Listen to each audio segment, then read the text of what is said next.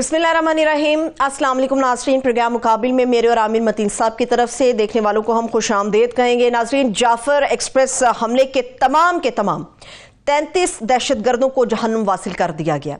Security forces की तरफ से कल से जो ऑपरेशन जारी था, निहायत कामयाबी के साथ उस ऑपरेशन को मुकम्मल भी कर लिया गया है और DGISPR की तरफ से इस बात की तस्दीक की गई है कि इस ऑपरेशन के नतीजे में 21 आम शहरी हैं जिन्होंने जामे शहादत नोश किया और इनके साथ साथ 4 FC के जवान भी इनके अंदर शामिल हैं। पूरी दुनिया से इस हौलनाक हमले के ऊपर शदीद मुसम्मती बयानात भी हमारे सामने आ रहे हैं। एक तो मुफस्सल गुफ्तगू हम करेंगे, वहाँ की सूरत हाल जानेंगे, पब्लिक रिएक्शन के ऊपर हम कुछ बात करेंगे और कुछ सियासत के ऊपर भी बात करेंगे। सियासत में इस वक्त दरियाए सिंध का मामला बहुत ज़्यादा हीटअप हो चुका हुआ है। दरियाए सिंध पर जो नहरें निकालने का मंसूबा है, सिंध के मुख्तलिफ शहरों में इसके ऊपर बहुत बड़े पैमाने पर एहतजाज हो रहे हैं और पाकिस्तान पीपल्स पार्टी ने भी अपने मौक़िफ़ से कतई तौर पर पीछे हटने से साफ इनकार कर दिया है। PSDP में यह तय किया गया था कि बाहमी मुशावरत से फैसले होंगे, लेकिन पीपल्स पार्टी समझती है और ये कहती है कि यकतरफा तौर पे जो किया जाने वाले फैसले उनको कबूल नहीं किया जाएगा। इसके ऊपर हम बात करेंगे और बलूचिस्तान का जो मामला है उस पर बात करने के लिए हमारे साथ कोयटा से 92 न्यूज़ की ब्यूरो चीफ खलील अहमद भी मौजूद है। बहुत शुक्रिया खलील, थैंक सो मच आपके वक्त के लिए। सबसे पहले आमिर साहब, यकीनी तौर पर एक बहुत चैलेंजिंग था और असाबी जंग थी, लेकिन हमें ये कहना पड़ेगा निहायत ही कामयाबी के साथ हमारी सिक्योरिटी फोर्सेज ने इस ऑपरेशन को मुकम्मल किया है। जी बिल्कुल, जो है अभी हम कल तक बहुत मोहतात थे क्योंकि ये प्रोफेशनल तकाजा भी होता है और कानूनी तकाजा भी होता है कि ऑन गोइंग ऑपरेशन जब चल रहा होता है तो उस पर मोहतात रहने की ज़रूरत होती है। वही डिटेल्स शेयर की जाती हैं जो कि आपको हुकूमत या रियासत दे, क्योंकि वो डिटेल्स जो तफसीलात शेयर करने से आप दखल अंदाजी कर सकते हैं, मुदाखलत कर सकते हैं, या दहशत गर्दों की कुछ मदद हो तो ये सहूलतकारी हो सकती है, इसलिए बहुत ज़्यादा मोहतात रहना पड़ता है। मगर अब चूँकि ISPR की अब प्रेस रिलीज आ चुकी है और उनके मुताबिक तमाम 33 दहशतगर्द जो हैं वो मारे गए हैं। ऑपरेशन के दौरान 21 आम शहरी और 4 FC के जवान शहीद हुए हैं और ISPR के बकौल 11 मार्च को दहशतगर्दों ने बुलान में, वही पुरानी तफसील उन्होंने बताई है जो इसका सबको पता है कि बुलान में रेलवे ट्रैक को निशाना बनाया गया। रेलवे में उस ट्रेन के अंदर एक 440 मुसाफिर सवार थे और ये मरहलावार जो है लोगों को रहा कराया गया है। कल शाम तक जो है 100 अफराद के बाजियाब होने की इतला थी और अब ये बताया जा रहा है कि दहशतगर्द मुसाफिरों को इंसानी ढाल के तौर पे इस्तेमाल कर रहे थे। ऑपरेशन अब खत्म हो चुका है और तमाम दहशतगर्द मारे जा चुके हैं। मैं चाहूंगा कि इसकी ये तो मैंने ISPR की प्रेस रिलीज पढ़ दी, तो हमारे correspondent bureau chief Khalil Ahmad साहब जो हैं ये कोयटा में मौजूद हैं इस वक्त। ये सारा दिन मच में भी रहे और ट्रैवल करते रहे, सारा दिन ये बिल्कुल इनका राब्ता रहा। इनसे तफसील लेते हैं कि अभी पहले तो अभी लेटेस्ट अब क्या सूरत हाल है और सारा दिन में और कल के और आज में क्या क्या होता रहा। बहुत शुक्रिया आमिर साहब। बिल्कुल, मैं अब से कुछ मिनट कबल ही कोयटा पहुंचा हूं और मैंने एक पूरा डेढ़ दिन वहां गुजारा और मच में अब जब मैं मौजूद था तो कोयटा से रिलीफ ट्रेन पहुंची थी और फिर वो जो पैरामेडिकल स्टाफ थे, डॉक्टर्स थे और जो अद्वियात थी या दीगर ज़रूरियात की चीज़ें थी उसको लेके वो जायवकुआ की तरफ रवाना हुई, क्योंकि वो जो जहाँ पे ये वाक़या हुआ है वो तकरीबन मच से 50 किलोमीटर दूर है और बहुत ही इंतहाई दुश्वार गुजार ये रास्ता है। और आप ये सुन के हैरान रहेंगे कि उस पे जो गाड़ी, मोटरसाइकिल या पैदल का कोई रास्ता ही नहीं है। आज वहाँ जो है आप पहाड़ों से सुरंगों के ज़रिए या वो रेलवे ट्रैक पे सफ़र करके वहाँ पहुँच सकते हैं और फिर जिस दरे में ये वाक़या था वो इंतहाई मुश्किल जगह थी और मैंने देखा कि सिक्योरिटी फोर्सेस की एक बहुत बड़ी तादाद मौजूद थी, उनके हौसले काफ़ी बुलंद थे और वो काफ़ी मुतमईन नज़र आ रहे थे कि शाम को ही हमें पता चल गया था कि ये ऑपरेशन अब ख़त्म हो गया है और जितने भी दहशतगर्द हैं उनको मार दिया गया है। तो वहाँ पे जो ऑफिसर्स थे उन्होंने भी बताया कि ट्रेनें जो है वो रवाना हो गई है और अब जब मैं रवाना हो रहा था तो 2 ट्रेनें जो है वकुआ की तरफ गई थी, जो कि डेड बॉडीज़ और जो कुछ मुसाफिर रह गए थे तो उनको लेके वो दोबारा उन्होंने वापस आना था, लेकिन अभी तक वो मच नहीं पहुंची थी, लेकिन वो जल्द ही मच पहुंच जाएंगी। دوسری بات جو ہے کہ میں سب سے پہلے مشکاف کیا جو کہ بالکل اس جائے وقوع سے صرف 20 کلومیٹر کے فاصلے پہ واقع تھا. وہاں تک تو ہم پہنچ گئے. وہاں بھی ہم نے دیکھا کہ سیکیورٹی فورسز اور ایک ریسکیو جو ریلیف ٹرین وہاں موجود تھی. لیکن اس کے بعد جب ہم آگے گئے موٹر سائیکلز پہ تو ایک بہت بڑے علاقے کے کئی کلومیٹر پہ محیط علاقہ تھا جس کو سیکیورٹی فورسز نے کور کیا ہوا تھا. چاروں طرف سے گھیرا ہوا تھا کہ کہیں سے بھی دہشت گرد جو ہیں وہ مطلب ان کا گھیرا توڑ کے باہر نہ نکلے. ہم نے دیکھا کہ ایف سی کی گاڑیاں, پاک فوج کی گاڑیاں وہاں موجود تھی, اور جب ہم بہت قریب پہنچے تو وہاں پہ فائرنگ اور دھماکوں کی آواز بھی آ رہی تھی. پھر اس کے بعد ہمیں روک دیا گیا اور کافی ہم نے کہا کہ ہم آگے جانے چاہتے ہیں, لیکن ہمیں آگے نہیں جانے دیا گیا اور واپس کر دیا گیا. تو یہ صورتحال تھی, یہ جگہ بہت مشکل تھی. لیکن اب یہ ہے کہ ہم پاک فوج کے جو کمانڈوز تھے انہوں نے یہ آپریشن کیا, اور اس میں بتایا گیا ہے جو ISPR کا پریس ریلیز آیا ہے کہ جو 33 دہشت گرد تھے وہ مارے گئے ہیں, جبکہ 21 سویلین اور 5 جو FC کے اہلکار تھے وہ شہید ہوئے. اچھا خلیل صاحب, یہ بہت قبل وقت ہوگا شاید یہ سوال کرنا, لیکن چونکہ ممکنہ طور پہ آپ کے پاس ہو سکتا ہے اس کی معلومات ہوں. جو 21 عام شہریوں کے حوالے سے اب مصدقہ اطلاعات آ گئی ہیں اور DG ISPR نے بھی تصدیق کر دی ہے, ممکنہ طور پہ ان کا تعلق کہاں سے بیان کیا جا رہا ہے؟ بلوچستان سے ہے یا پاکستان کے دیگر علاقوں سے ان کا تعلق ہے؟ کچھ پتہ چل سکا اس بارے میں؟ جی اس میں ایسا ہے, اس میں جو ہے ایک کچھ جو ہے وہ محکمہ ریلوے کے اہلکار ہیں, کچھ جو پولیس ہے ریلوے پولیس ان کے بھی اہلکار ہیں, اور باقی جتنے بھی افراد تھے ان کے شناختی کارڈ چیک کیے گئے تھے, اور جس میں جو عارضی اور جو مستقل پتہ تھا وہ پنجاب کا تھا. ان میں وہ لوگ شامل تھے, ان کو جو ہے نا شہید کیا گیا ہے, جبکہ باقی جن لوگوں کے شناختی کارڈ تقریباً جو چیک کیے گئے تھے جن کے مستقل پتہ اور عارضی پتے میں فرق تھا ان کو بھی چھوڑ دیا گیا, اور جو بزرگ تھے, خواتین تھے, بچے تھے, ان کو بھی جو ہے ان کا دعویٰ ہے جو دوسرا فریق ہے کہ ہم نے چھوڑ دیا ہے. لیکن جو سیکیورٹی ذرائع ان کا کہنا ہے کہ ان سب کو ہم نے بازیاب کرایا ہے. تو جو شہید ہوئے ہیں لوگ ان میں اکثریت کا تعلق جو ہے وہ پنجاب سے بتایا جاتا ہے. جی خلیل صاحب, آپ تو خیر بہت سمجھتے ہیں, مگر ناظرین کے لیے یہ دنیا کا مشکل ترین ٹرین ہے, اور یہ تاریخی طور پہ مشکل ترین رہا ہے کہ یہاں پہ کئی 100 سالوں سے جب بھی کوئی فوجیں گزرتی تھیں تو یہ وہ درہ ہے بولان کا جہاں کے اوپر ایمبوش کیا جاتا تھا. اگر کچھ ان کے اوپر حملہ ہونا ہوتا تھا تو یہی ہوتا تھا. یاد رہے کہ جو فرسٹ افغان وار تھی تو یہ اسی جگہ پہ ان کے اوپر برٹش آرمی کے اوپر اور انڈین ٹروپس جو تھے اس وقت جو وہ حملہ کیا گیا تھا, اور وہ قندھار تک پہنچتے پہنچتے وہ ان کا آدھا سامان بھی اور آدھی افواج رہ چکی ہوئی تھیں, اور وہ یہ بڑا ہی مشکل تھا. اور سبی سے جب چلتے ہیں تو ٹرین کا ٹریک ذرا ڈیفرنٹ ہو جاتا ہے اور ہائی وے ڈیفرنٹ ہو جاتی ہے, اور ٹرین کا ٹریک جو ہے یہ اپنے زمانے کا انجینئرنگ مارول تھا کہ جس طریقے سے ٹنلز بنائے گئے ہیں, اور بہت ہی مشکل ایریا ہے. اس کے اندر آپریشن جو ہے وہ بہت ہی ایک مشکل کام آئی ایم شور ہوگا. اور جس طرح آپ بتا رہے ہیں کہ مزید تفصیلات جو پہلے, کیونکہ یہ اب بات کی جا سکتی ہے, پہلے ہم تفصیلات پہ پروفیشنل ریزنز کی وجہ سے بات نہیں کر رہے تھے, کہ پہلے جو اطلاع آئی تھی کہ جو انہوں نے حملہ کیا وہ سرنگ کے اندر کیا, مگر بعد میں اب جو پتہ چل رہا ہے کہ وہ سرنگ کے باہر ان کے اوپر جو ہے نا حملہ ہوا, سرنگ کے اندر نہیں ہوا. اور کیا تفصیلات ہیں جو کہ شیئر کی جا سکتی ہیں؟ جی ہاں بالکل, اس میں جو ہماری وہاں پہ موقع پہ لوگوں سے جو ریسکیو کر کے لائے گئے تھے ان سے بات ہوئی تو ان میں کچھ جو ہے سیکیورٹی فورسز کے بھی اہلکار تھے, تو ان کا یہی کہنا تھا کہ یہ پہلے جو ہے دھماکہ ہوا ہے, اور اس کے بعد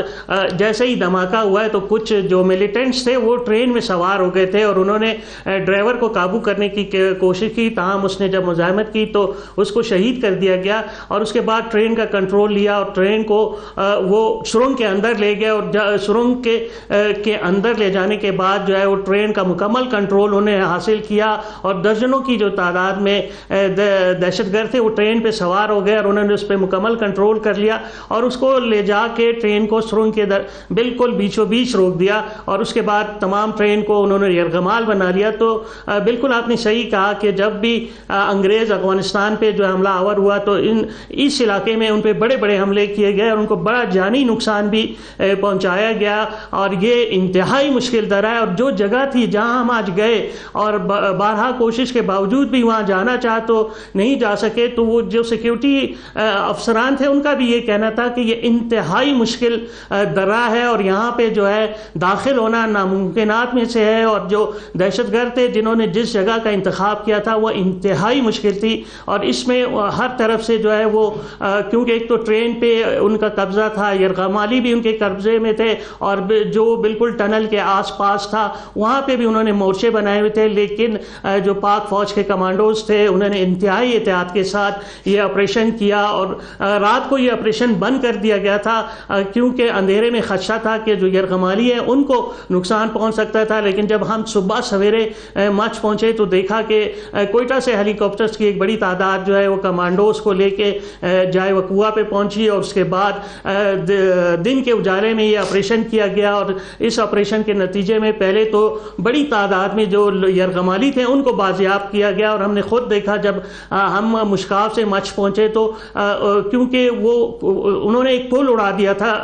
سبی کی طرف سے جو ہے ایک اور ریلوے پل کو اڑا دیا گیا تھا اور سبی سے جو جتنی بھی ٹریفک تھی وہ معطل ہو گئی تھی, وہاں سے کوئی ٹرین نہیں آ سکتی تھی اور جو کچھ ہونا تھا وہ مچ اور کوئٹہ سے ہی ہونا تھا. تو بہت سے لوگ پیدل بھی وہاں آئے ہیں تو ان سے جو بات ہوئی ان کو ریسکیو کیا گیا تو انہوں نے بتایا کہ ہم 6 گھنٹے کا طویل سفر طے کر کے جو ہے ندی میں پہنچے ہیں اور اس دوران سیکیورٹی فورسز نے ان کو مکمل تحفظ فراہم کیا جس پہ وہ ان کے شکر گزار بھی تھے. تو یہ ایک انتہائی مشکل ترین آپریشن تھا جس کو پاک فوج کے جوانوں نے انتہائی آئی ایس پی آر کے ظاہر ہے ہم ان کی ہی انفارمیشن کے مطابق چلیں گے کہ تمام وہ کہہ رہے ہیں کہ 33 کے دہشت گرد جو ہے مارے جا چکے ہوئے ہیں, مگر آئی ایم شور وہاں پہ ابھی جو سہولت کار تھے یا جو انٹیلیجنس لیک ہوئی یا اس کے اندر ایک پورا اس کے پیچھے ایک سازش ظاہر ہے وہ بنائی گئی ہے, وہ تو اس پہ کام اب ہو رہا ہوگا. مگر وہاں پہ جو ریلیف ایفرٹ ہے, ہسپتالوں کے انتظامات, لوگوں کے ظاہر ہے وہ بڑے مشکل اس وقت سے گزرے ہیں اور وہ فیملیز, بچے, بوڑھے, عورتیں جو ہیں اس کے متعلق ذرا ہمیں بتائیں کہ اب کیا صورتحال ہے. جی بالکل, اس بار جو انتہائی قابل تحسین بات تھی وہ محکمہ صحت کی کارکردگی دیکھ کے ہو سکتا تھا کیونکہ جب ہم مچ پہنچے تو 50 کے قریب ایمبولینس وہاں موجود تھی. ایم ایس جو تھے مچ ہاسپٹل کے وہ پیرامیڈیکل سٹاف, ڈاکٹر وہ ہاسپٹل میں موجود تھے اور اس کے علاوہ جب ہم ڈاڈر پہنچے تو وہاں مشکاف میں بھی تقریباً 20 کے قریب جو ہے وہ ایمبولینسز موجود تھی, ڈاکٹرز موجود تھے, ریسکیو کا عملہ موجود تھا اور اسی طرح سبی میں بھی جو ہے وہ 40 کے قریب جو ہے وہ ایمبولینسز موجود تھی اور ڈاکٹرز موجود تھے. پھر ہم نے دیکھا کہ ایک ریلیف کیمپ مچ ریلوے اسٹیشن پہ لگایا گیا جس میں کوئٹہ سے ڈاکٹروں کی اور پیرامیڈیکل اسٹاف کی بہت بڑی تعداد آئی ہوئی تھی اور وہاں پہ جو ادویات تھی اس کا پورے ٹرک وہاں موجود تھے اور زخمیوں کو ابتدائی طور پہ یہاں لایا جاتا تھا اور پھر انہیں جو ضروری ابتدائی طبی امداد تھی وہ دی جاتی تھی اور اس کے بعد انہیں ایمبولینسز کے ذریعے جو ہے وہ کوئٹہ شفٹ کر دیا جاتا تھا. یہ کارکردگی انتہائی شاندار تھی. خلیل صاحب مجھے یہ بتائیے گا کہ یہ تو بہت ہی بہترین طریقے سے یہ پورے کا پورا معاملہ سر انجام دیا گیا ہے. جو ابھی خبر ہے وہ یہ بھی ہے کہ بلوچستان کی طرف جو ہے وہ ٹرینیں ابھی فی الحال معطل ہیں, اس طرف ٹرین جانے کی کوئی اجازت نہیں دی جا رہی. مجھے یہ بتائیے گا کہ پبلک ری ایکشن کیا ہے, بلوچستان کے جو عام لوگ ہیں ان کی طرف سے کیا ری ایکٹ کیا جا رہا ہے, آپ کی کوئی بات چیت ہو سکی ان سے؟ جی ہاں بالکل, یہ جس میں جو لوگ ہوسٹیج تھے ان سے بات ہوئی وہ کافی شکر گزار بھی تھے کہ یہ جو آپریشن کیا گیا ہے اس میں کئی لوگوں کی جانیں بچ گئی. لیکن ایک تشویشناک بات ہے کہ بلوچستان کی جو قومی شاہراہیں ہیں جس میں یہاں سے کوئٹہ کراچی ہے, کوئٹہ سے سکر ہے, اس کے علاوہ کوئٹہ اسلام آباد اور جو پنجاب جانے والی قومی شاہراہیں وہ بالکل محفوظ نہیں ہے. اور یقین کریں اس راستے پہ جب ہم رات نکلے تو ہو کا عالم تھا, کوئی گاڑی نظر نہیں آ رہی تھی. ہم خود بھی خوفزدہ ہو رہے تھے کہ کس وقت ہم نکل گئے ہیں. اور اب واپسی پہ بھی آئے تو کوئی ٹریفک نہیں تھا. اسی طرح پچھلے دنوں میں اسلام آباد یہ بائی روڈ ہم گئے تھے تو وہاں پہ بھی دیکھا کہ ٹریفک نہ ہونے کے برابر ہے. لوگوں نے جو ہے وہ سڑکوں کے ذریعے سفر کرنا بالکل چھوڑ دیا ہے. اور اب ایک ٹرین کا ذریعہ تھا کہ اس سے سفر کر رہے تھے لیکن اس پہ بھی اتنا بڑا واقعہ ہو گیا اور اب لوگوں کا اعتماد جو ہے وہ بہت ہی مشکل ہے. ناظرین کو یہ بتا دیا جائے کہ یہ جو مچھ ہے یہ سنگلاخ پہاڑیوں کے درمیان میں، اسی لیے مچھ جیل جو ہے وہ سب کانٹیننٹ کی سخت ترین جیل مانی جاتی ہے. اور برے وقتوں میں جو ہے وہاں جس کو سزا دینی ہوتی تھی، اصل میں سزا دینی ہوتی تھی، تو مچھ جیل کے نام سے ڈرایا جاتا تھا. اور یہ اس وقت وہاں سے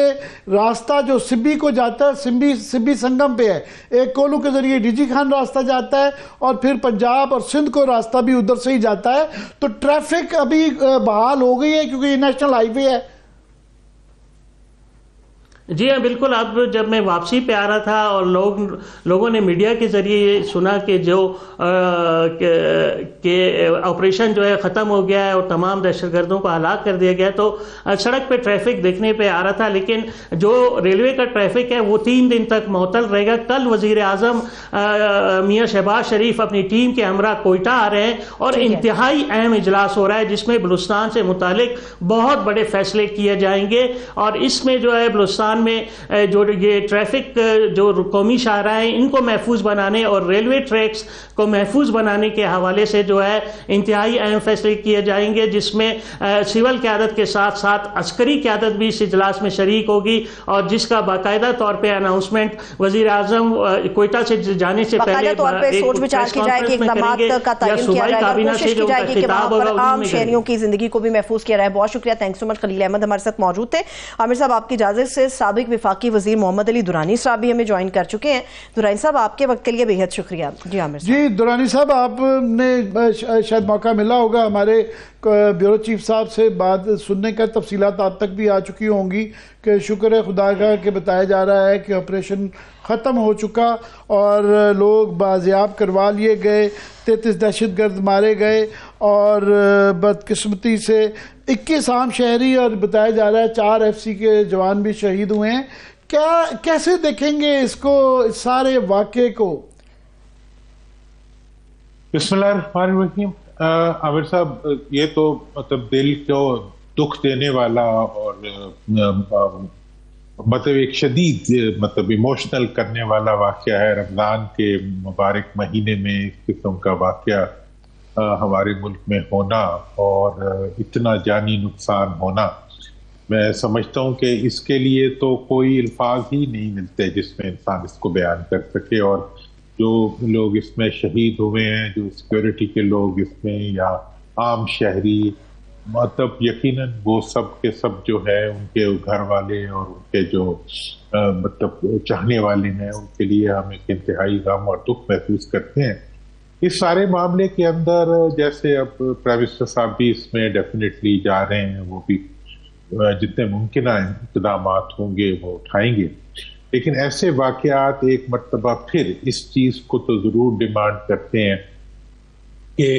پہلے قسط میں کم از کم جو ہے ہم قومی سطح کے اوپر ایک ہم آہنگی اور مفاہمت اور ایکتا ثابت کرنا چاہیے پوری قوم کو اور پوری قوم کی لیڈرشپ کو کہ وہ ایسے ظالم اور ایسے ملک دشمن عناصر کے خلاف جو کہ عام معصوم شہریوں کو اپنے ظلم کا نشانہ بناتے ہیں اور ملک کے لیے ایک تکلیف دہ صورتحال پیدا کرتے ہیں، ان کے خلاف پوری قوم کو یکجان ہو کے اور یک زبان ہو کے بات کرنی چاہیے. دوسرا پہلو جو اس میں بڑا اہم ہے، میں نہیں سمجھتا کہ اس قسم کا کوئی واقعہ جو ہے وہ بیرونی مداخلت کے بغیر ہو سکتا ہو. اور ہم نے تو اپنے ہمسایہ ملک میں دیکھا ہے کہ جب بھی کوئی ایسے واقعہ کہیں قریب سے بھی گزر جاتا تھا تو وہ ایک اپنا ڈپلومیٹک آفینسو اور اپنا میڈیا آفینسو لانچ کرتے تھے. اس واقعہ کے اوپر بھی انہوں نے اپنا اتنا بڑا ایک میڈیا آفینسو لانچ کیا اور انہوں نے پورے واقعے کو بہت ہی زیادہ بڑھا کے اور ایلیبریٹ کر کے اور اس میں وہ اینگلز ڈال کے اس کو استعمال کیا جو اینگلز جو ہیں ہمارے لیے زیادہ سے زیادہ نقصان کا سبب بن سکتے ہوں. تو میں اس موقع پر میں یہ ضرور حکومت سے یہ درخواست کروں گا کہ اس موقع پہ ہمارے فارن آفس کو بہت ہی ایک جسے کہتے ہیں نا کہ ایک مربوط اور ایک مضبوط طریقے کے اوپر اپنا کیس جو ہے وہ دنیا کے سامنے رکھنا چاہیے.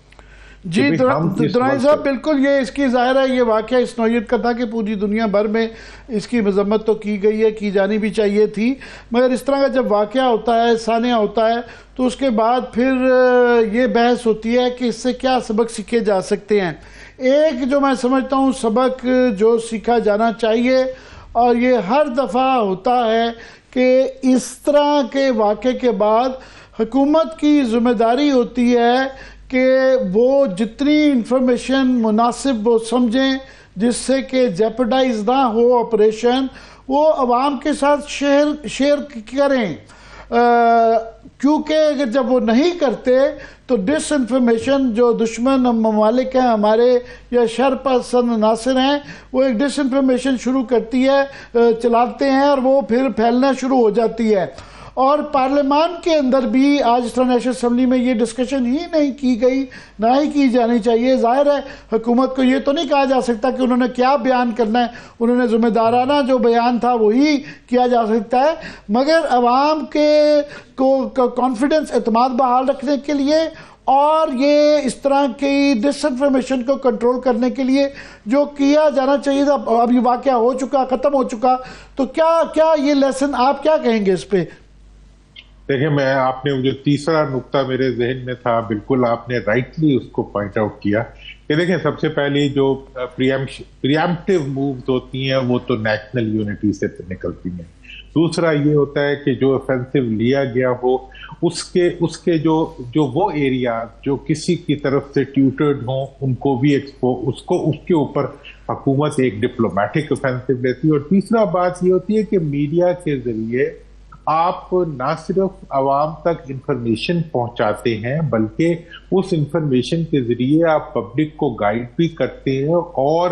ایک ایسا ماحول بناتے ہیں کہ اس کے اندر کم از کم عوام کا اعتماد جو ہے وہ قومی نشریاتی اداروں کے اوپر اور آپ کے جو سیکیورٹی ریلیٹڈ ادارے ہیں ان کے اوپر بھی قائم رہے. اور اس کے بعد جو اگلی چوتھی چیز ہے وہ یہ ہے کہ جو آپ کی سیکیورٹی سے ریلیٹڈ سول ادارے ہیں ان کو بھی اس وقت بہت زیادہ پرو ایکٹیو کرنے کی ضرورت ہے, جس میں آپ کی آئی بی ہے, جس میں آپ کی پولیسنگ ہے, جس میں آپ کی اسپیشل برانچ ہے. یہ ایک بہت ٹریڈیشنل ادارے ہیں ہمارے ملک کے جن کے ذریعے ہمیں ایسے افینسو کو کاؤنٹر کرنے کے لیے جو لوکل گورنمنٹس ہیں اور جو وہاں کی مقامی حکومت ہے بلوچستان کی اس کو بھی ہمیں ری انفورس کرنا چاہیے, کیونکہ وہاں پر اس کا والیوم اور اس کا جو سائز ہے دہشت گردی کا وہ بہت زیادہ بڑھ رہا ہے. اور جو وہاں کے لیڈرز ہیں وہ بھی یہی بیان دے رہے ہیں کہ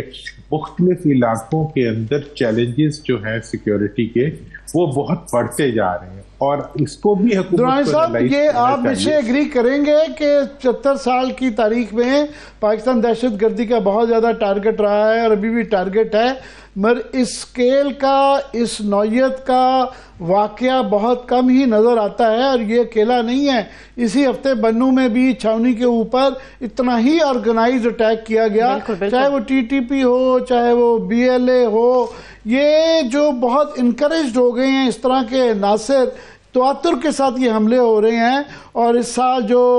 گلوبل انڈیکس ٹیررزم کا ہے ہم دوسرے نمبر پہ ہیں, 1000 سے زیادہ واقعات ہوئے ہیں. تو اس کا کیا کرنا چاہیے ہمیں؟ سدباب کیا ہے؟ دیکھیں اب اس کے سدباب کے سلسلے میں تو جتنے بھی انٹرنیشنل انڈیکیٹرز آ رہے ہیں وہ سارے ایک دوسرے کی طرف اشارہ کر کے آپ کو بھی کچھ اشارہ دے رہے ہیں. دیکھیں جی, اگر آپ کے اندر یہ کہا جا رہا ہے کہ جمہوری آزادیاں جو ہیں ملک کے اندر وہ مزید کم ہو رہی ہے, اگر یہ کہا جا رہا ہے کہ میڈیا جو ہے اس کا سپریشن بڑھ رہا ہے, اور اگر یہ کہا جا رہا ہے کہ ملک کے اندر کرپشن بڑھ رہی ہے, تو یہ وہ تمام انڈیکیٹرز ہیں جو کہ بیڈ گورننس کی طرف لے کے جاتے ہیں, جو بیڈ گورننس کو انڈیکیٹ کرتے ہیں. اس صورتحال میں بات تو میں بہت کر سکتا ہوں لیکن یہ ایک دکھ کا موقع ہے, اس کے اوپر انسان obviously نہیں مگر میرے خیال درانی صاحب یہ بالکل بہت اہم بات کر رہے ہیں اور کرنی چاہیے بھی کہ جب اے پی ایس کا واقعہ ہوا تو ساری قوم اکٹھی ہوئی تھی. پاکستان نے دہشت گردی کے افغان وار کے دوران میں روز پشاور میں بلوچستان کے اندر جو ہے روز حملے ہوتے تھے، مگر اس وقت قوم میں ایک ایکتا نظر آتی تھی، اکٹھی ہوتی تھی. اس وقت بدقسمتی سے وہ نہیں ہے، اس کے عوامل ہیں. دیکھیں عوام تو ایسے مطلب پبلک کو تو ایسا فیل ہو رہا ہے جیسے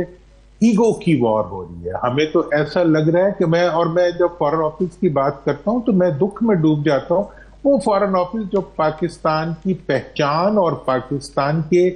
جو ڈپلومیٹک افینسز ہوتے تھے اس میں پوری دنیا میں ایک پہچان رکھتا تھا اپنی. اس وقت یہ حال ہے کہ پاکستان ایک دہشت ایکسٹرنلی بیکڈ اور انٹرنلی بیکڈ دہشت گردی کے اندر جس پوری طرح سے پھنسا ہوا ہے، اس میں ہمیں دوسرے ملکوں کی جو ڈپلومیسی ہے وہ ہماری ویکنیسز کو تو آئیڈینٹیفائی کر رہی ہے، ہم کسی کی نہیں کر رہے. دوسری طرف یہ ہے کہ جو ہمارا اپنے اندر جو ہے، ہم ایسے لگتا ہے کہ ہم صرف دہشت گردوں سے نہیں لڑے، ہم اپنی ایگو سے بھی لڑے. ہم اپنی جو ہم نے ایک خود ساختہ ایک طاقت کا تاثر اپنے اوپر قائم کیا ہوا ہے، ہم اس طاقت کے تاثر سے بھی نہیں نکلتے اور عوام کو ریلیف بھی نہیں دے پاتے. تو یہ وہ ٹائم ہے جس کے اندر کہ ہمیں اب دیکھیں اب ایک اور آپریشن لانچ ہو جائے گا اور ایک اور آپریشن ابھی درانی صاحب ابھی ہمارے کارسپونڈنٹ بتا رہے تھے کہ وہاں پہ ظاہر ہے یہ نیشنل ہائی وے تھی اور اس کے بعد سے پورے پاکستان اور 44% ہے پاکستان کے رقبے کا بلوچستان، تو تمام ہائی ویز کے اوپر سیکورٹی کے نظام کو بدلنا پڑے گا. تو کل پرائم منسٹر بھی وہاں جا رہے ہیں، مگر یہ سارے انتظامی علاج ہیں. سیاسی حل آپ سیاستدان رہے ہیں اور آپ کا اکثر یہ کہنا ہوتا ہے سیاسی حل کا کیا اس طرف ہم جا رہے ہیں اور وہ کیسے ہوگا، کون کرے گا، یہ اس پہ بات کریں. دیکھیں جی اب میں تو اگر جیسے پرائم منسٹر صاحب ہیں، صدر صاحب ہیں، اگر یہ لوگ مطلب اس ایشو کے اوپر جاگ رہے ہوتے تو یہ سب سے پہلے جو ہے کوئی کہیں بھی ہوتا، کوئی جیل میں ہوتا لیڈر، کوئی اپوزیشن میں بیٹھا ہوتا، کہیں بھی ہوتا، ساروں سے رابطہ کرتے، ان سے بات چیت کرتے. بھٹو صاحب جب شملہ معاہدے کے لیے جا رہے تھے، جانے سے پہلے انہوں نے ہر ایک سے ملاقاتیں، جہاں بھی کوئی تھا وہاں اس سے ملاقاتیں کر کے ایک آشیرواد حاصل کیا تھا کہ قومی سپورٹ چاہیے. یہ ہمیں اس وقت یہ ضرورت تھی پرائم منسٹر کی کہ وہ سی ایم کے پی کے سے بھی بات کرتے، وہ سی ایم بلوچستان سے بات کرتے، سی ایم سندھ سے بات کرتے، ان پارٹیوں کی قیادت سے بات کرتے اور بہتر ہوتا کہ وہ کسی کو ساتھ لے جاتے. اگر وہ کل بلوچستان جا رہے تو سی ایم کے پی کو بھی ساتھ لے جاتے، کوئی میسج تو جاتا ہے نا. درانی صاحب وہاں پہ ایک جو اور میں نے کہا کہ ان ساروں پہ اب جو ہو چکا ہے تو کھل کے بات ہونی چاہیے کہ مسئلہ یہ ہے کہ یہ لوگ تو بغاوت جو باغی ہیں یہ تو پاکستان کے آئین کو نہیں مانتے، تو چلیں ٹھیک ہے، جو نہیں مانتا ان سے بات نہیں ہو سکتی، اور جو لائنیں کراس کر چکے ہیں ریڈ لائنز وہ مشکل چلیں، ایک بحث یہ ہے. مگر جو پاکستان کے آئین کو مانتے ہیں، جو قومی دھارے کے اندر بلوچ قومیت پسند ہیں، جیسا کہ اختر منگل، جیسا کہ ڈاکٹر مالک، اختر منگل صاحب کا یہ بیان آیا، ان کا جی اب ہمیں آپ نے فارغ کر دیا، اب ہمارے پاس کیا، سو وہ بھی ساتھ نہیں تھے. ابھی میں ڈاکٹر مالک کو سن رہا تھا تو وہ ٹی وی پہ یہ کہہ رہے تھے کہ جناب مجھے ایک زمانے میں سونپا گیا تھا اسٹیبلشمنٹ کی طرف سے، اس وقت کی حکومت کی طرف سے، کہ ان سے بات کریں. جب میں بات کر کے آ گیا تو اس کی پذیرائی نہیں ہوئی. تو ٹائمنگ ہوتی ہے، موقع ہوتا ہے، کئی دفعہ وہ تاریخ دیکھتی ہے کہ موقع مس ہو جاتے ہیں تو مسئلے خراب ہو جاتے ہیں. اب کیا کرنا چاہیے اس کا؟ دیکھیں عامر صاحب، ڈاکٹر مالک صاحب میں نے ان کے ساتھ 8 سال سینٹ میں گزارے ہیں، حاصل بزنجو صاحب سے ہم نے ان کے ساتھ گزارے ہیں، تمام بلوچ لیڈروں کے ساتھ ہم نے گزارے ہیں. مطلب ان کے ساتھ رہنے کے بعد دل کرتا ہے قسم کھائے انسان کی وہ ہماری طرح ہی، ہمارے سے شاید بہتر پاکستان ہے، اور وہ پاکستان کے آئین کو جمہوریت کے راستے سے ماننے پہ تیار ہے، وہ پاکستان کے آئین کو عوام کے ووٹ کے راستے سے ماننے کے لیے ہر وقت تیار ہوتے ہیں. لیکن کیا ہم ان کو رسپیکٹ نہیں دے سکتے اس لیے کہ وہ ان لوگوں کے ساتھ نہیں ملے ہوئے جو حقیقت میں آئین پاکستان کو تسلیم نہیں کرتے, بالکل, یا پھر ہم خود بھی پتہ نہیں کتنا مانتے ہیں اور کتنا نہیں مانتے. تو لہٰذا اس لحاظ سے میں یہ سمجھتا ہوں کہ اس وقت پرائم منسٹر صاحب اگر جا رہے ہیں تو انہیں تمام بلوچستان کی لیڈرشپ, اور میں پھر کہہ رہا ہوں کہ KPK کی لیڈرشپ کو بھی اپنے دائیں بائیں ساتھ لے جا کر اس ایشو کے اوپر ایک کم از کم قومی یکجہتی کا ایک انیشیٹو کے طور پہ دینا چاہیے. اور وہ اس وقت دیکھیں, میرا تو دل کرتا ہے کہ میں اس وقت ہاتھ باندھ کے کہوں کہ یار خدا کے لیے آپس میں ہاتھ ملا لو,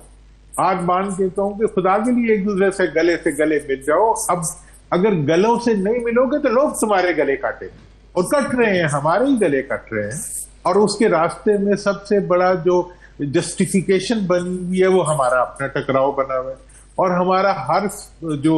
مطلب سلوشن ہے وہ اگر طاقت کی زبان سے نکلے گا اور طاقت کے الفاظ میں بولے گا تو میرا یہ خیال ہے کہ یہ اس سارے جو اس وقت مسئلہ ڈاکٹر مالک صاحب کا ایک بڑا ویلڈ آرگیومنٹ تھا. انہوں نے کہا کہ بات کون کس سے کیا کرے گا, کہ یہاں پہ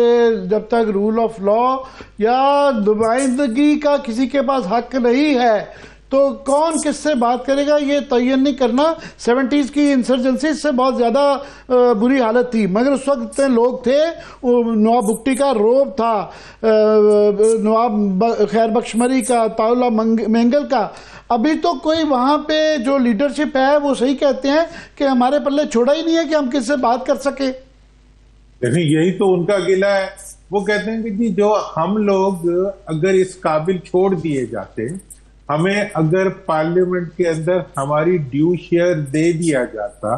ہینڈ پکڈ کے بجائے پبلک پکڈ جو تھی اسمبلیز اور پارلیمنٹ میں پریزنس ہوتی, تو ہم یقینی طور پہ اتنی تو عزت رکھتے دنیا کی نظر میں کہ وہ دہشت گردوں کے پیچھے نہ چل پڑے. ہم اپنے عوام کے سامنے اتنے تو باعزت ہوتے کہ وہ ایک نان اینٹی ان لوگوں کے پیچھے جو کہ جن کے اقدامات کو وہ جسٹیفائی بھی نہیں کر سکتے. دیکھیں اس وقت پنجاب ہو, بلوچستان ہو, سندھ ہو, یہ آپس میں گندھے ہوئے وہ ہیں علاقے ہیں. ہمیں تو کبھی محسوس بھی نہیں ہوتا جب ہم اسلام آباد میں پھرتے ہیں یا لاہور میں پھرتے ہیں کہ یہاں کون بلوچ ہے اور کون پٹھان ہے اور کون سندھی ہے. یہ تو بالکل آپس میں گندھی ہوئی قومیتیں ہیں. ان کو تو زور دے کے اور خنجر سے ان کو تقسیم کیا جا رہا ہے, اور اس لیے تقسیم کیا جا رہا ہے کہ ان کے اپنے نمائندے جو ہیں وہ ان کو نمائندگی سے محروم کیا جا رہا ہے. اور وہ جب نمائندگی سے محروم ہوتے ہیں تو اس کے نتیجے میں پھر ان لوگوں کے لیے راستہ کھل جاتا ہے جو کہ بلیو نہیں کرتے یا جو یہ جسٹیفائی کر لیتے ہیں کہ جی ہم اس چیز کو جو ہے بزور شمشیر ہی لیں گے, چونکہ ہمارے اوپر حکمران بھی تو بزور شمشیر ہی آ رہے ہیں. تو اس لیے ہماری سیاسی قیادت کا یہ امتحان ہے کہ وہ اس وقت سیاسی اقدامات کے ذریعے اپنے قد کو اور اپنی حیثیت کو اور ملک سے اپنی محبت کو جسٹیفائی. میں تو اس وقت یہ بھی کہوں گا سیاسی قیادت بھی ڈیفائن کرنی پڑتی ہے درانی صاحب کہ لیجیٹیمیسی کے ایشو ہیں یہاں پہ, پھر پارلیمان ایک ریلیونٹ ہو کے رہ گئی ہے. جس طرح فار ایگزامپل آج انہوں نے بات کرنے پہ انکار نہیں کیا, گورنمنٹ کا کوئی بندہ اویلیبل نہیں تھا جو کہ بریف کر سکتا, لوگوں کو اعتماد میں رکھتا, جس کی وجہ سے بہت زیادہ ڈس انفارمیشن نے فروغ پایا. شرپرسد ناصر اور دشمن ناصر نے جو بھی خبر چلانی چاہیے, پروپیگنڈا چلانا چاہا, وہ کامیاب رہا, اور وہ پھر اس طرح چیزیں زیادہ پھیلتی ہیں. یہ بنیادی باتیں ان کو سمجھ نہیں آتی.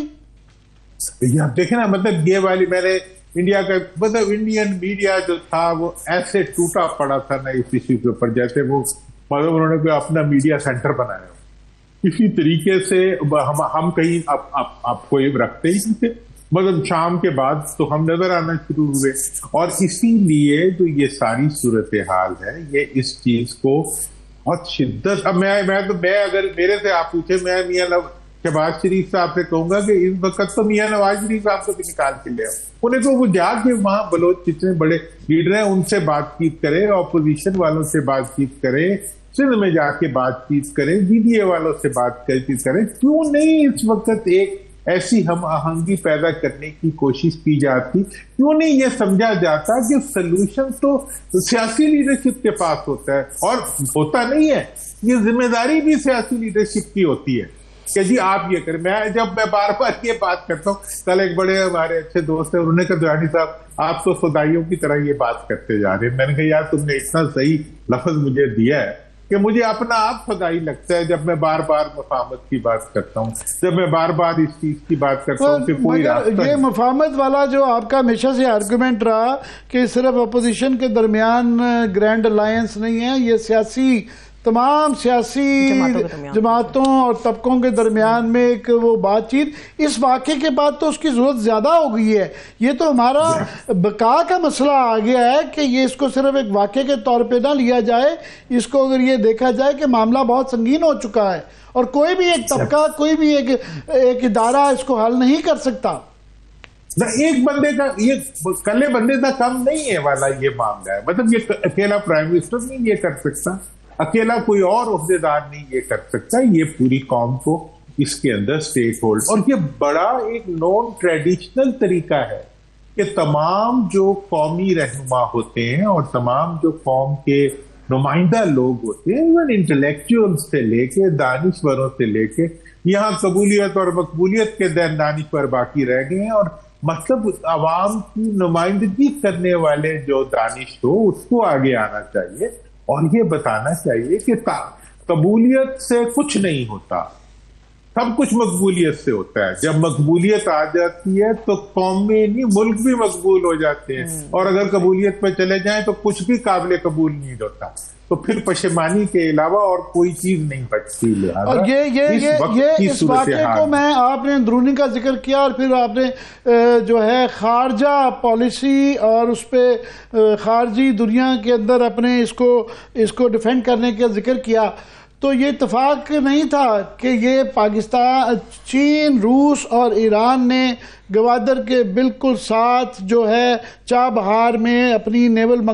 جو ہے نا مشقوں کا وہ کرنے جا رہے ہیں. چائنیز وزیر اعظم آ رہے ہیں اور ظاہر ہے گوادر ہم نے چائنیز کو دیا ہوا ہے اور ہم پاکستان اس کے اندر ان مشقوں کے اندر ہم مبصر ہیں. اس کے اندر آذربائیجان بھی ہے اور سنٹرل ایشین ممالک بھی ہیں, مگر عین اس وقت ہونا, اور ظاہر ہے ایک سی پیک سے یہ جڑا ہوا ہے, یہ کوئی ایک واقعہ نہیں ہے, یہ کلیئرلی یہ کہا جاتا ہے کہ وہ ہے. تو کیا یہ ہم چائنیز دوستوں کو سمجھا پا رہے ہیں کہ جناب یہ کیا ہے, ہمارے اندرونی کا بیرونی سے کیا جڑا ہوا ہے؟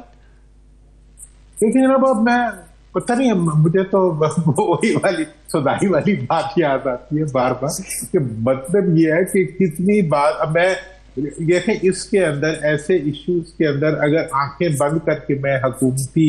رویوں کو ڈیفائن کرنے لگوں تو جس دن خدا نہ خواستہ اگر کوئی ایسا واقعہ بھی ہو جائے اس دن ایک سیکیورٹی انیشیٹوز لیے جاتے ہیں, پولیٹیکل انیشیٹوز لیے جاتے ہیں, اور اس کی ڈپلومیٹک انیشیٹوز لیے جاتے ہیں, اور میڈیا انیشیٹوز اور میڈیا پلانز لیے جاتے ہیں. اور یہ تینوں پلانز جو ہیں, انڈیا کی صورت میں تاج محل والا ایک واقعہ ہوا تھا, ابھی وہ واقعہ کہیں کلوینیٹ نہیں ہوا تھا, ان کی پوری ایک کاؤنٹر اسٹریٹجی جو تھی وہ ہمارے اوپر اٹیک لانچ کرتی تھی, اور انہوں نے جو پپیٹس رکھے ہوئے تھے ان کو بھی انہوں نے لانچ کر دیا تھا, اور انہوں نے جو الابائز بنائی ہوئی تھی پہلے سے کنٹیجنسی الابائز جو تھی ان کو بھی انہوں نے لانچ کر دیا. ہمارا یہ ہے کہ جی اس وقت کتنے گھنٹے اس واقعے کو ہو چکے ہیں, اس کے اوپر ہمارا کیا افینسو آیا ہے ڈپلومیٹک, ہمارا کیا افینسو آیا ہے میڈیا اور بلا بلا, وہ تو خیر, اور پولیٹیکل انیشیٹو. آخری انیشیٹو جو ہمیشہ اور پہلا وہ یہی ہوتا ہے کہ جی کوئی مطلب وزیر اعظم جو ہے وہاں دورہ کریں گے اور وہاں میٹنگ کریں گے, اور وہی سرکاری بندے بیٹھ کے آئی جی اور اس کے بعد پولیس اور اس کے بعد چیف منسٹر, اور ساتھ میں بیچارے آرمی والوں کو بھی بٹھا لیتے ہیں کہ وہ بھی ہوں گے. تو اب یہ ہے کہ بھئی کسی کے پاس کوئی جادو کی چھڑی تو ہے نہیں کہ وہ مارے گا, اور پاکستان کے 40% علاقہ جس کی ٹرین جو ہے اس کو کوئی بھی طاقت, مطلب اگر کوئی سپر پاور بھی آ جائے تو کیا کر لیا افغانستان کا سپر پاور نے, ایسی ٹرین ہے نا ان کی بھی. مطلب اس ٹرین کے اندر جو ہے ایک سپاہی یا طاقت کے ذریعے آپ کیا کر سکتے ہیں؟ میں آپ کے جوائن کرنے سے پہلے بتا رہا تھا کہ تاج برطانیہ فرسٹ افغان وار جو ہے، جو برٹش ٹروپ جب اس بولان پاس سے بالکل یہ دادڑ کے پاس سے جب گزرے تھے تو قندھار تک پہنچتے پہنچتے ان کی آدھی فوج رہ گئی تھی اور ان کا سارا آدھے سے زیادہ ساز و سبا تتر بتر ہو گئی تھی فوج، اسی وجہ سے ان کو وہ لاس ہوا۔ اپنا عامر صاحب، میں نے یہ پورا علاقہ اور اس کے آس پاس وارث صاحب میں نے پیدل بھی گھوم کے دیکھے ہیں، میں ان علاقوں میں پھرا بھی ہوں، میں ان علاقوں کی ہر قسم کی وہ جانتا ہوں۔ میں آپ کو بتا رہا ہوں کہ ایسی چیزوں کے لیے یہ کبھی بھی یہ کوئی سلوشن نہیں رہا۔ 2 3 4 5 جو اسٹریٹجیز ہوتی ہیں ان کے ذریعے اس کو دیکھا جاتا ہے۔ اور آپ دیکھیں آج جو ہے چائنا کا آپ سے کیا گلہ ہے، وہ یہی گلہ ہے کہ آپ ان کو سیکیورٹی پرووائڈ نہیں کر پا رہے، ٹھیک ہے، اور یہ جاہز ایک ان کی طرف سے گلا ہے۔ اسی طرح سے پوری دنیا کی انویسٹمنٹ کو آپ اٹریکٹ نہیں کر پا رہے، کیونکہ 2 وجوہات اس کی سامنے آ رہی ہیں کہ آپ ایک تو اپنا پولیٹیکل ریکنسیلیشن جو ہے اس کو آپ ایگزیبٹ نہیں کر پا رہے، اور ایٹ دی سیم ٹائم جو ہے آپ کا لا اینڈ آرڈر سچویشن جو ہے وہ آپ کے کنٹرول میں نہیں ہے۔ آپ کے اگر آپ نے یہ تمام کمیوں کو پورا کرنے کا ایک طریقہ نکالا، ایک تو یہ تھا کہ تمام جو میڈیا ہاؤسز تھی ان کی گردن میں رسی باندھ دو، اور دوسرا آپ نے تیسرا آرڈیننس نکال لیا، اور تیسرا آپ نے 26ویں ترمیم نکالی۔ مطلب یہ ہے کہ یہ کنٹرول کے وہ طریقے ہیں جس کے نتیجے میں آپ صرف اپنے آپ کو کنٹرول کر لیں، باقی سب بگاڑ ہوتا ہے۔ بریک لینا چاہ رہے ہیں، مگر میں اس جملے پہ آپ کے رکا کہ اگر تو کنٹرول کے ذریعے اتنا خوفناک جو کنٹرول کے بعد انتظامی معاملات بہتر ہو جائیں، گورننس بہتر ہو جائے، اکانومی بہتر ہو جائے، پالیٹکس بہتر ہو جائے، تو کسی کو کنٹرول سے اجازت کے اعتراض نہ ہو شاید، مگر یہ بدقسمتی سے ہو نہیں پا رہا، چیزیں مزید بگڑ گئی۔ ایک چھوٹا سا بریک لے لیتے ہیں، دورانی صاحب ہمارے ساتھ ہی موجود ہوں گے، بریک سے واپس آئیں گے، یہیں سے کنٹینیو کریں گے، ہمارے ساتھ رہیے۔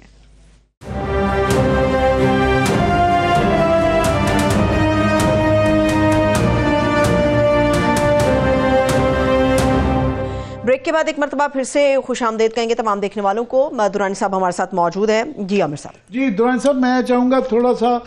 ابھی اندرونی سیاست کے اوپر بھی بات کر لی جائے۔ اس وقت سب سے جو ہاٹ ٹاپک ہے وہ یہ نہروں کے مسئلے کے اوپر جو ہے، نہروں کے پانی کے اوپر جو ہے وہ وفاق اور صوبوں میں اور سندھ ورسز وفاق جو ہے، خاص طور پہ آصف زرداری صاحب پریزیڈنٹ صاحب نے جو ہے سال پہلے انہوں نے کہا یہ 6 نہریں وغیرہ یہ اپروو کی، اور اس کے پریس ریلیز ہم نے کل اس کا ذکر کیا تھا، کہا کہ ان کو جلدی سے جلدی بنایا جائے، یہ بہت ضروری ہیں گرین پاکستان انیشیٹو کے لیے۔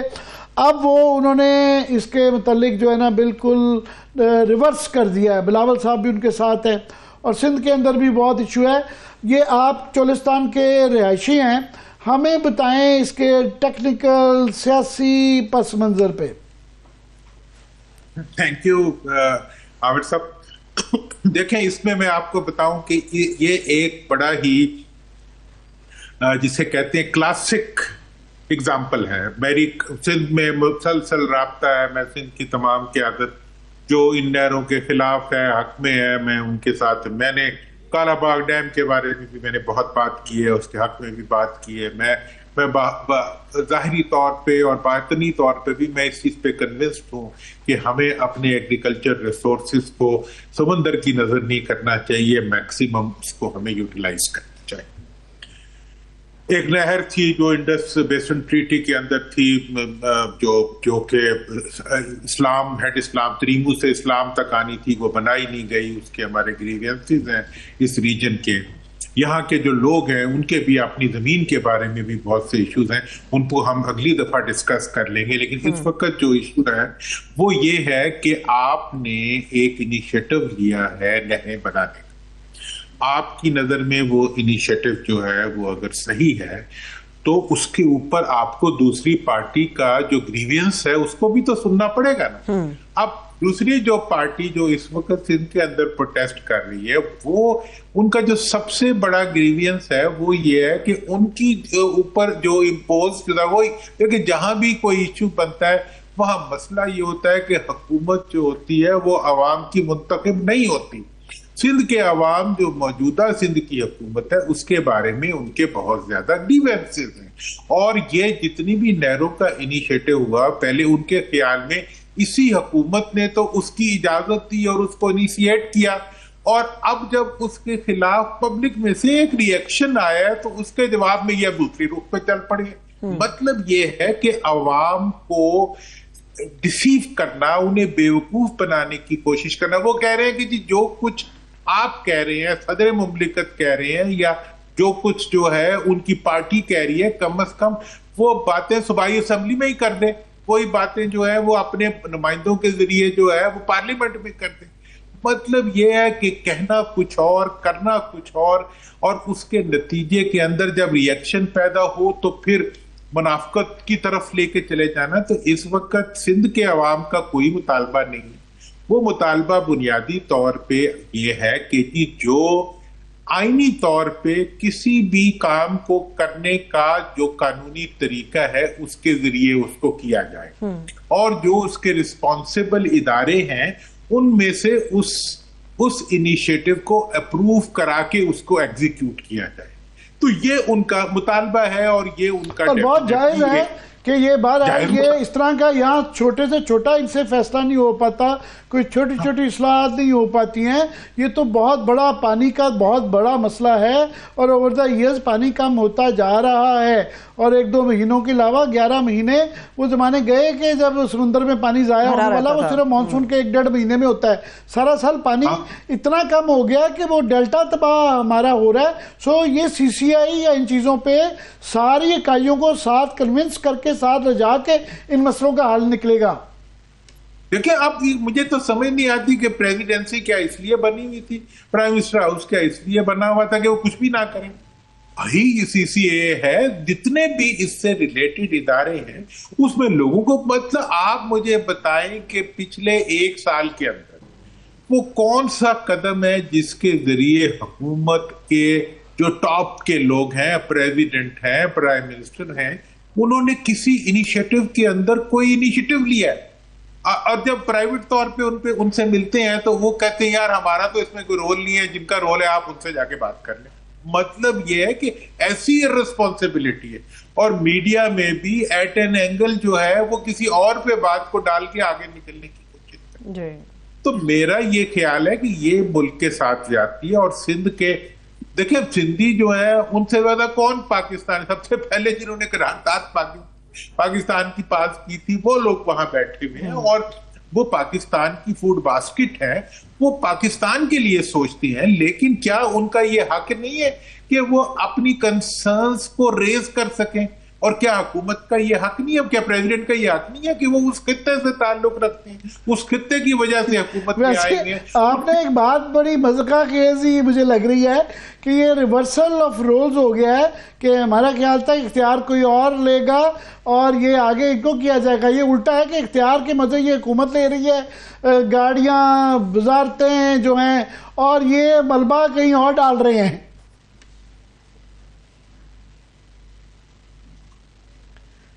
आवाज का जरा जी दुरानी साहब, मैं इस चीज को एंजॉय कर रहा था कि इख्तियार के मजे ये खुद ले रहे हैं, मगर ये कहते हैं जिम्मेदारियां कोई और उठाएं, हर चीज दूसरों पे डाल देते हैं। और पे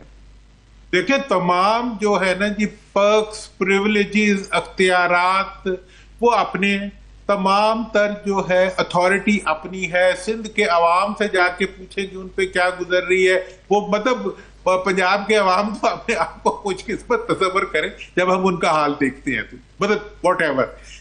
वो भी कितने हैं वो हमें पता है। लेकिन ये है कि अगर आप उनकी मुश्किलात और उन पे होने, उनकी कटने वाली जेबों को देखें जो हुकूमती इदारे काटते हैं, तो आपको मतलब एक ऐसा लगेगा कि जैसे बेचारे कोई गैर मुल्की उन पे काबिज है। और ऊपर से यह है कि उनको अपना मुस्तकबिल के खतरात जिन्हें वो महसूस कर रहे हैं। चलिए सर, मेरे पास वक्त खत्म हो गया। दुरानी साहब, माजरत साहब, वक्त खत्म हो गया। इंशाल्लाह दोबारा ज़हमत देंगे। शुक्रिया, बहुत शुक्रिया आमिर साहब, आपका भी। देखने वालों का शुक्रिया। इजाज़त दीजिए, अपना ख्याल रखिए। खुदा हाफ़िज़।